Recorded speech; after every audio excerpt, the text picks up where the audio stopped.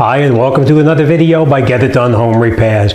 Today's project is we're going to be replacing this light switch right here because it's an older style, and we're going to be replacing it with a more modern style like this. It's a flip switch. Now this particular switch is a little bit different than this one. This one is illuminated, so when you have the power turned off and it's dark, you'll be able to see a slight glow inside this switch here. So that way if you walk into a room and it's dark, you know where the switch is to turn it on. All right, so let me bring you in. I'm going to show you what kind of tools you're going to need, and then we're going to get started and we're going to get this job done. This is an example of what kind of tools you're going to be needing. You're going to need a screwdriver. You may need a flathead as well as a Phillips head. We could possibly need needle nose pliers. We're going to need what's called a non-contact voltage tester. We may need a set of wire strippers as well. And of course, we're going to need our faceplate to put back over the top. I'm just going to say, I'm not endorsing this company. This just happens to be the faceplate that I picked up in the big box store. All right, so that's the faceplate we're going to be using. And as you know, this is the switch we're going to be replacing. All right, so first thing we're going to do is we're going to make sure that in this switch right here that the power is turned off. And the way we're going to do that is you can, one, go to your circuit breaker box and turn it off and make sure you turn this one off, or we can check it with a voltage tester such as this, and it'll tell us if it's live or not. All right, so let's get started and let's get this job done.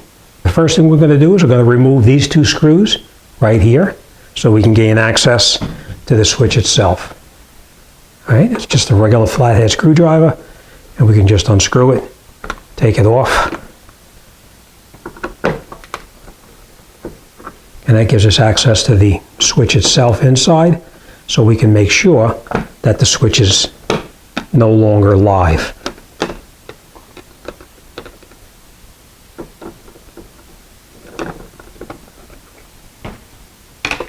Now the way a non-contact sensor voltage tester works is first we're going to turn it on. Now the switch is live. I didn't turn it off yet. Just want to show you for demonstration purposes. If it was live, you would bring it in there and you would hear that. And now we're going to turn this on.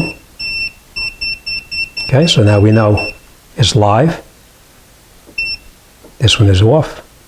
This is on. So we have to go into our circuit breaker panel now and turn off that switch. So let's do that first.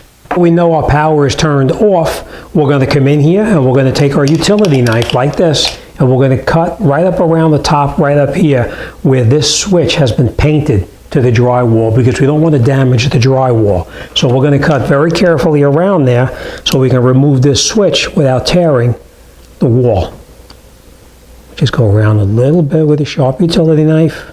If you don't have a utility knife, you can use a razor blade.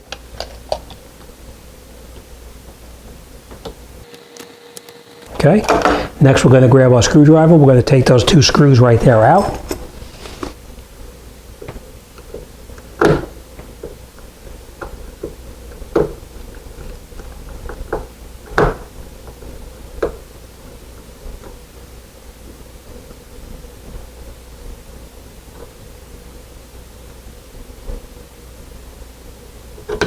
As you can see, the switch itself, I'll show you just one second. The switch itself is just coming out without tearing away the drywall. Worst thing you can do is just grab it and rip it out and damage the wall, and then you won't have anything for the new switch to touch into. And that's it. All right, so now the switch is ready to go. We're going to pull it forward like this. We're going to turn it so that you can see what we're doing right here, and we're going to remove the black wire and the white wire, and they're going to go back on the exact same way that you put this back in the wiring the exact same way that you took it out. All right, bottom and top. Okay, now if you look on the switch itself, it tells you right up on top of the switch, right there, it tells you top, so we know that this is the top part of the switch. And also if you look at the name down on the bottom, you'll see the name is in the upright position and not in the upside down position. Okay, so always look to see where it says top so you know. Okay, so we're going to take off this one, and we're going to put these two wires back on here. We are also going to reconnect our ground wire right here at the same time. All right, enough talking. Let's get in here. Let's put this switch in, and we'll wrap this job up. All right, let me show you how this works here anyway. Remember, we checked it and it was beeping. Now we know it's on, and if the power was on, this would be beeping like mad. But as you can see, the power is off, so we know it's safe to work with. All right, grab our screwdriver like this, take this wire off.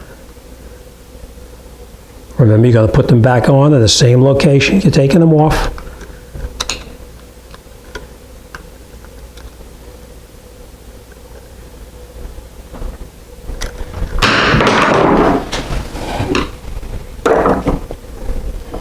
That's when needle nose pliers come in handy, just to grab the wires and pull them away just like that. All right, so let's take our wires and put them back on where we took them off. Remember, the black wire was on the bottom, so that's what we're going to do. We're going to put it down the bottom.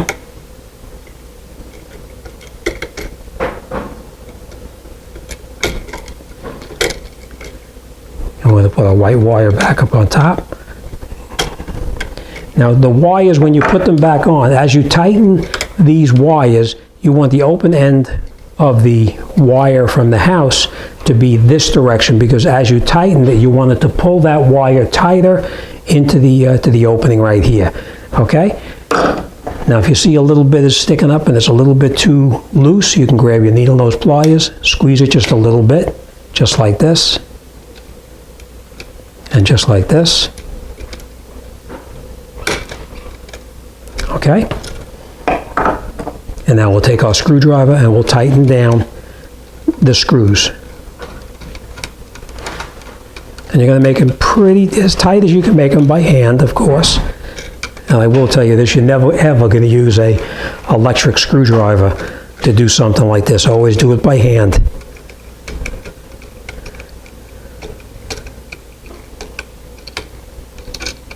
Hold it nice and tight. Tighten it down. Same thing here. Tighten it down. Okay, so those wires are both tight. We screwed our ground screw back in so it's not going to touch anything by accident. We're going to take our wires, we're going to bend them a little bit here and push the switch back into the box where it came out. And now we're going to catch these two screws. We're going to catch them loosely. We're not going to catch them tight. Remember, you have the name in the upright position, and it says top right up on the top right here. All right, so let's catch the top screw first.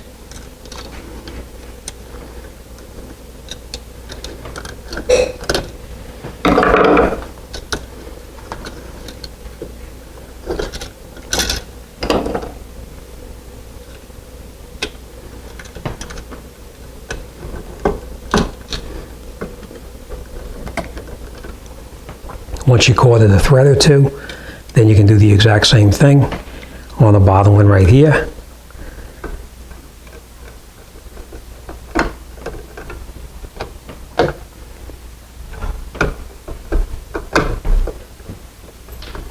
Just till these pieces here touch the drywall. We're going to get the switch as straight as we possibly can before we tighten it up all the way.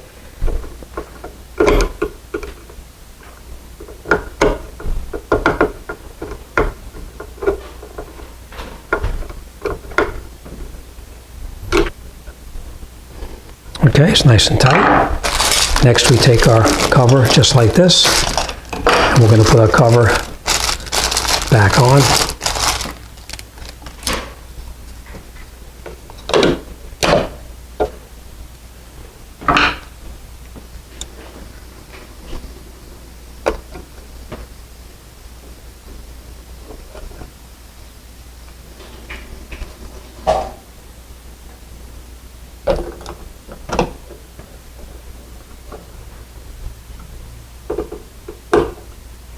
You don't want to tighten these up too tight and wind up cracking them because it's only made of plastic.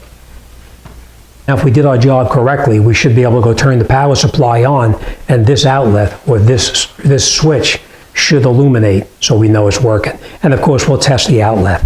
Now, you're probably wondering how I have light here without the power being on, and I'm going to show you how in just a minute. Okay, so now that we have our switch installed, you can see it works perfectly, just the way it's supposed to. Now, when it gets dark, you'll be able to see a very slight glow out of this switch here itself. Of course, with the light of day, it's tough to see it, but that's it. This job is done. Now, you're probably wondering how I was able to use this light to work here with the power turned off. Let me show you. Okay, this is how I'm able to use it. This is a box that is actually, it's an inverter, and it turns it to 110 volts so that we can use this light here. So that's it. It comes in very handy having the light when you have the power turned off so that you can see what you're doing. It's a cheap investment. I don't think it was really that much money. I do have it in my Amazon store below. You'll see all of the tools that are used in this video, including this non-contact tester, in my store as well. I think that tester was probably under 20 bucks. I think it was closer to 15 to be truthful. But check it out in my store and see what suits your needs. Now, don't forget to subscribe. If you like this channel, hit the subscription button down below. When you hit the subscription, you're going to see a bell come up, and you can turn on that bell to be notified of future uploads. But that's it. This job is done, and we're on to the next one. All right, as always, thanks for watching, and I'll see you on the next one.